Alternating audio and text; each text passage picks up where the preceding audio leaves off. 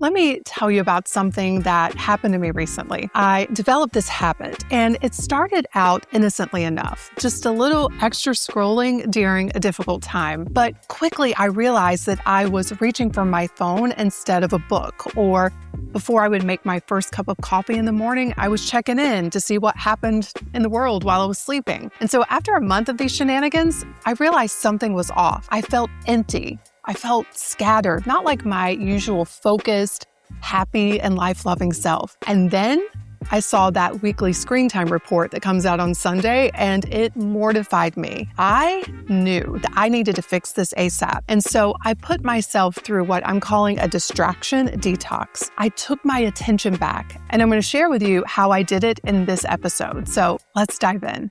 If you feel distracted in your life, here's what I need you to understand first. There is nothing wrong with you.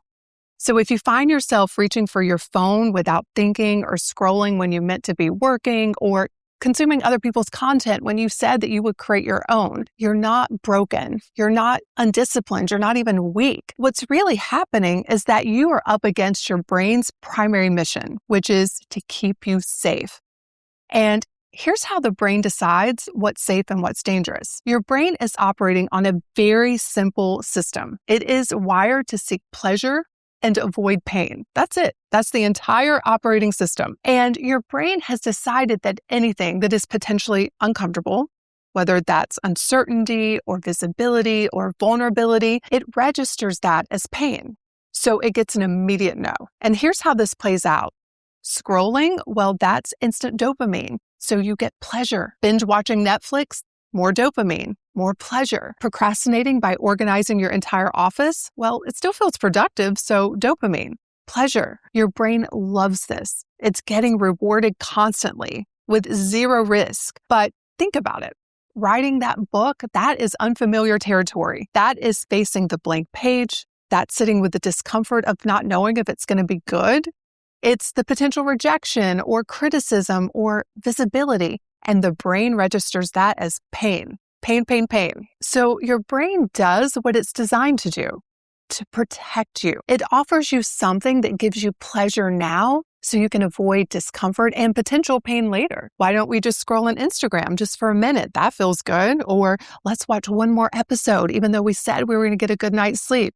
We can start tomorrow. We can write tomorrow. How about we spend the afternoon on Pinterest curating our dream home? That's fun and productive. This is the pain-pleasure principle in action. The unfamiliar and discomfort terrifies your brain. So in the moment, it will always tempt you with some cheap pleasure. The truth is, distraction feels so much easier than discipline. Consumption feels so much easier than creation. And here's what makes this even more complicated. Consumption isn't the enemy. I want to be very clear here because it matters. You need to consume. It's absolutely necessary. You must have input to have output. You have to eat to perform. This is how creation works.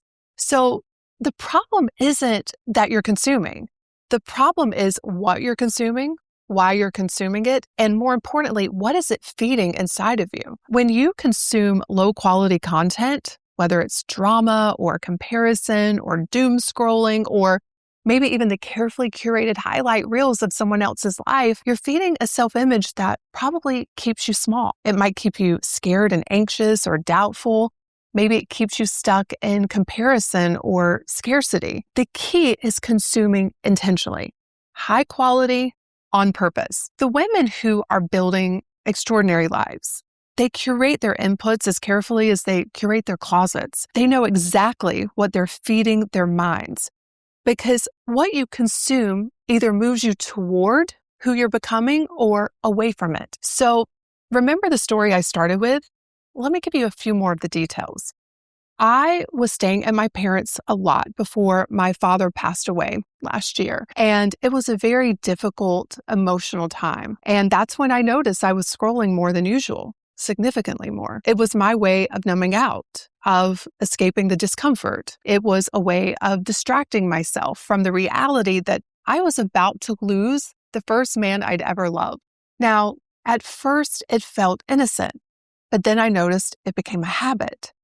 When I would come back home from those visits, I was reaching for my phone automatically first thing in the morning. When things started to get a little bit uncomfortable, I'd reach for my phone, not a book, not a walk, not my journal, not a conversation, but my phone. So after a couple of months went by like this, I started to feel so empty. Like I was just living on the surface of my own life. I was there, but I wasn't really there, if you know what I mean. I wasn't being present.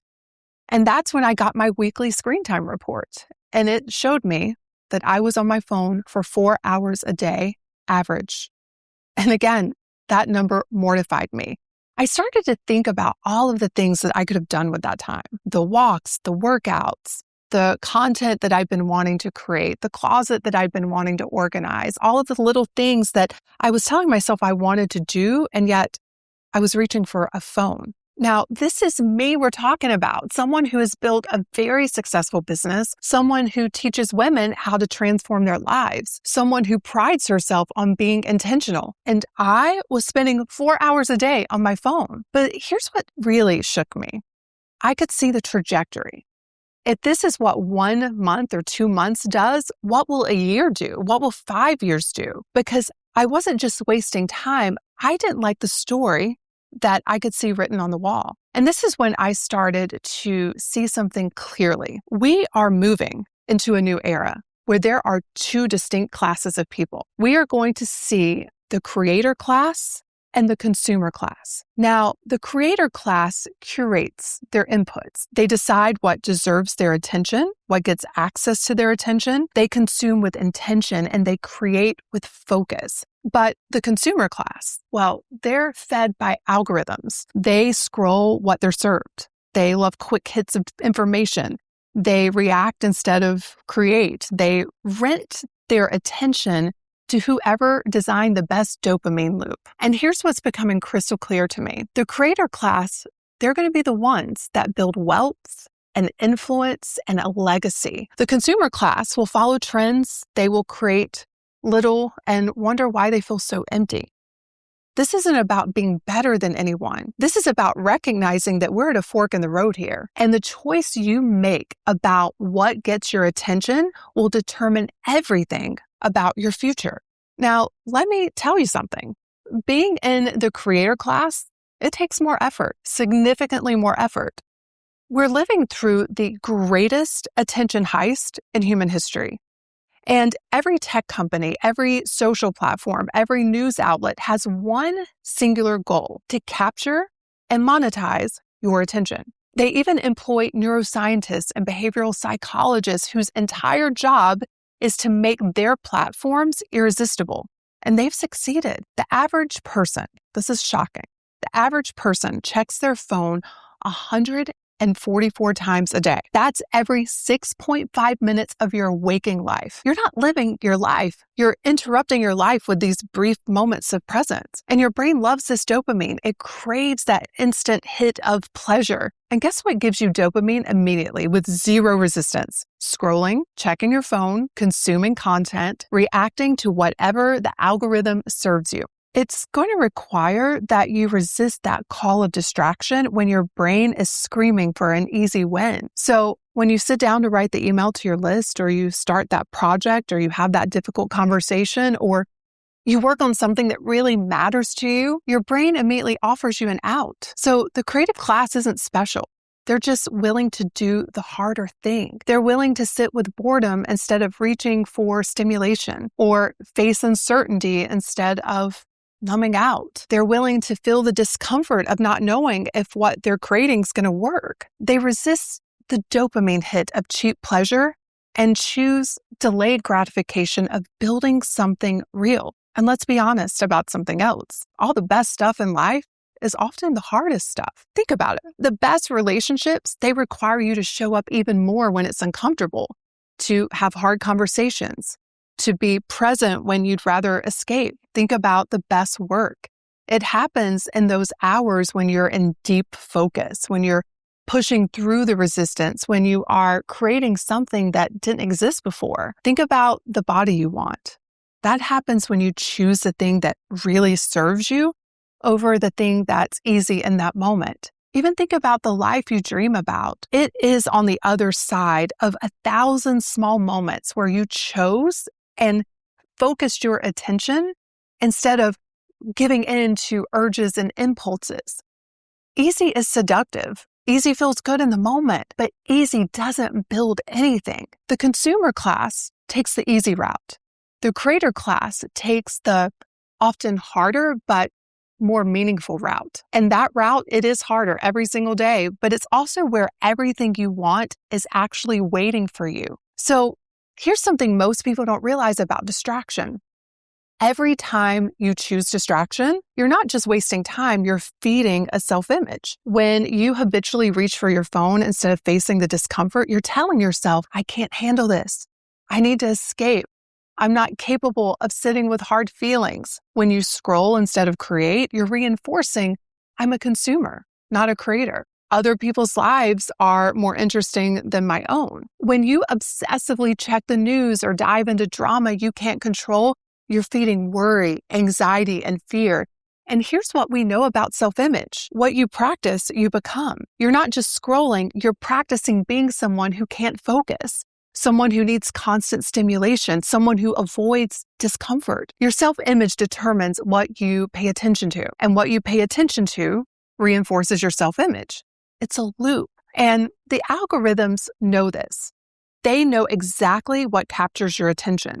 They study your behavior.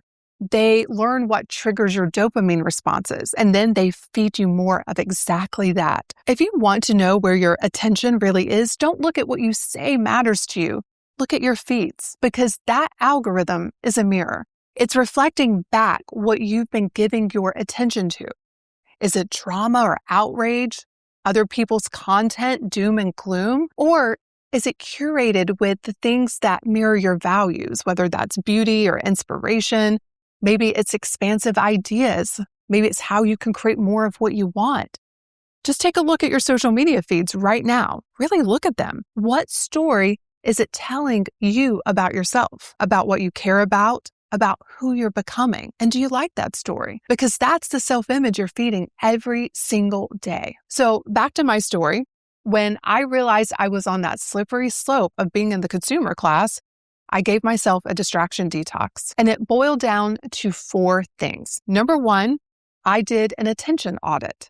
I tracked where my attention was actually going for 3 days, not where I thought it went or where I wished it went, but where it actually was going. And it became crystal clear why I wasn't feeling like myself. And then I created new standards. Standards are what you're committed to living by. They're non-negotiables. I became clear about the relationship that I wanted to have with my common distractions. I created 3 standards that I am still practicing to this day that's helped me to stay focused and create far beyond the capacity that I once had. The third thing I did is I designed my environment to make distraction harder. Here's the truth. Your environment is either supporting you or sabotaging you. I made scrolling harder and presence easier. Because willpower is finite, but environmental design is permanent. And then the last thing that I did is I created my life menu. This is one of the most powerful tools I've ever developed, and it's what helped me become part of the creator class instead of the consumer class. This is a tool that I've used for many years, but I had somewhat abandoned it. But now I'm back to using it every single day, and it is the tool that supports me when I have an urge to abandon my desires or my goals or my intentions, when I want to eat something that doesn't serve me, or when I want to pick up my phone instead of working on what's really important. And here's what's changed since I took my attention back. I am feeling so much more energized. I'm working out regularly. I'm taking the time to plan my meals. I'm playing more. I've completed so many things that I said I wanted to do. My work has improved. I can drop into deep focus for hours because I'm not constantly fragmenting my attention. My relationships are better.